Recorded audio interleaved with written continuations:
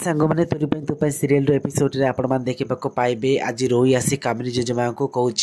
आई से चिक्कू को एत सहजरे ए घर बाहर करहबनी आउ से चिक्कू को बहुत कष्ट देवाक पड़ो आउ एत बेले कामिनी जेजेमा कहते जे से चिक्कू को घर बाहर करने दायित्व मोर तू ए विषय जमा भी चिंता करनी एमती कही पूरा परिवार लोक को से डाकी कहती अरे चिक्की तू कहूना तू मो राम धर्म पत्नी आउ तू चाहिए राम पाई जीवन भी देदेबू ताले मु आज मंदिर जाइली आउ राम को ठीक करने को हेले देवी माँ को आगरे ए अग्निकुंड निआरे ठिया होई तते आरती करने को पड़ो आउ जदि तू सतरे राम को भल पाउथबु ताले राम पाई ए आरती तू निश्चय करिबु आउ एते बेले चिक्की मध्य हाँ कर दियंती किंतु पूरा परिवार लोक चिक्की को मना करुथिबे आ चिक्की जेते बेले देवी माँ को आरती करुथिबे एते बेले रोही चालाकी करी राम को अटके रखिथिबे किंतु राम को जना पड़ी जाउची आउ से चिक्कीर कष्ट को अनुभव करी सेठाको चली आसुचंती आउ चिक्की पड़ी जाबा बेले राम आसी धरि नियंती ते फ्रेंड्स आपण मानको कोन लाଗୁची कोन कामिनी जेजेमा एबे चिक्की को चिनी पारिबो से ही प्रकृत राम स्त्री आउ से ही राम योग्य।